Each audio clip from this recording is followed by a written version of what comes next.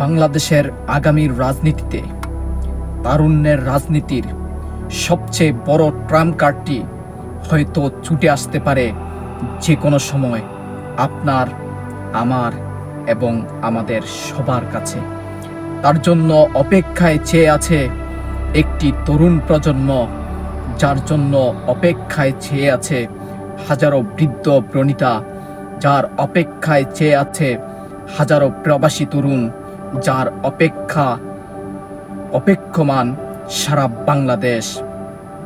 এমন একটি সমাজ আমরা অপেক্ষা করছি, যারা সমাজের পরিবর্তন চায়, যারা দেশের পরিবর্তন চায়, যারা তারুণ্যের রাজনীতির উত্থান চায়, যারা আগামীর বাংলাদেশ গড়তে চায়, যারা দেশের দুর্নীতির সার্বিক অবস্থান জনগণের মাঝে তুলে ধরতে চায়, যারা বাংলাদেশকে জুলুম মুক্ত করতে চায়, যারা বাংলাদেশকে আইনের শাসনের আওতায় আনতে চায়, যারা দেশের স্বাধীনতার সর্বসুখ সকল মানুষের মাঝে বিলিয়ে দিতে চায়, তাদের এখন একটাই পথ, তারুণ্যের সকল শক্তি মিলে ঐক্যবদ্ধ বাংলাদেশ গড়ার আন্দোলনে ঝাঁপিয়ে পড়া।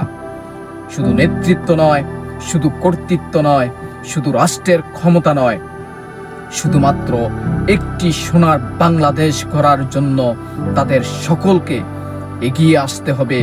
তরুণদের ঐক্যবদ্ধ শক্তিতে বাংলাদেশে নামতে হবে, তাহলেই তারা পারবে সত্যিকারের রাজনীতিবিদ হিসেবে নিজেদের সুপ্রতিষ্ঠিত করতে বাংলাদেশের মানুষের কাছে।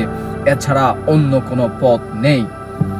সুতরাং সাধারণ মানুষের কাছে, সাধারণ মানুষের মুক্তির জন্য, তাদের আশা আকাঙ্ক্ষার বাংলাদেশ গড়ার জন্য আগামীর তরুণ প্রজন্মকে একসাথে হতে হবে। ঐক্যবদ্ধ আন্দোলনের মধ্য দিয়ে তাদেরকে এগিয়ে যেতে হবে নতুন সুন্দর স্বপ্নের সোনার বাংলাদেশ গড়ার জন্য।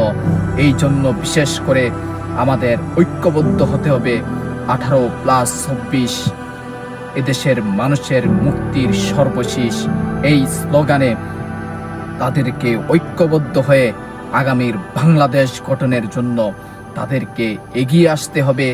আর না হয় বাংলাদেশ আবারও পিছিয়ে পড়বে 56 বছরের ইতিহাস, যদি এই সংগ্রামে তারা ঐক্যবদ্ধ হয়ে আগামীর বাংলাদেশ গড়ার এখতিয়ার নিজেদের মধ্যে নিতে না পারে।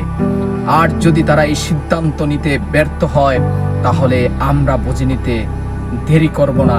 তাদের মাঝে জনগণের আশা আকাঙ্ক্ষা প্রত্যাশার কোনো গুরুত্ব ছিল না, ছিল শুধু ক্ষমতা, ছিল শুধু অর্থের লোভ, ছিল শুধু সাধারণ মানুষকে মাঠে নামিয়ে দিয়ে তাদের জীবনকে বিলিয়ে দিয়ে তাদের অর্থ প্রাচুর্য সম্পদ ঘরে নেওয়ার এখতিয়ার।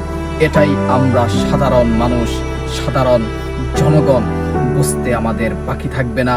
তাই তরুণ প্রজন্ম, তোমাদেরকে আহ্বান করছি, তোমরা ঐক্যবদ্ধ হও দেশের মানুষের জন্য, দেশের জন্য, এই দেশকে স্বপ্নের সোনালী সুন্দর বাংলাদেশ করার জন্য, এই দেশকে বিশ্বের মানচিত্রে সুন্দর একটি দেশ হিসেবে ফুটিয়ে ওঠানোর জন্য।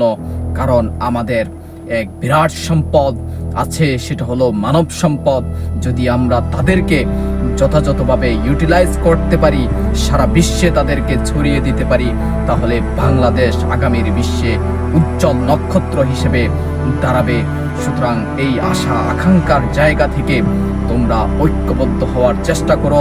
বাংলাদেশের আগামীর রাজনীতিতে পরিবর্তন নিয়ে আসো, সেখানে পরিবারতন্ত্রের রাজনীতি, সেখানে ধ্বংস হোক এদেশের হাজারো মানুষের আকাঙ্ক্ষা। এই পথ চেয়ে বসে আছে তোমাদের দিকে তাকিয়ে। তাই দেরি না করে সুন্দর করে ঐক্যবদ্ধ হয়ে আগামীর বাংলাদেশের রাজনীতিতে তোমাদের অবস্থান শক্তিশালী করো। বহির্বিশ্বের শাসন শোষণ থেকে বাংলাদেশকে মুক্ত করার আহ্বানে আমি ইঞ্জিনিয়ার কাউসার আহমেদ, জাপান থেকে আজকের এই বক্তব্য এখানেই শেষ করলাম। আল্লাহ হাফেজ।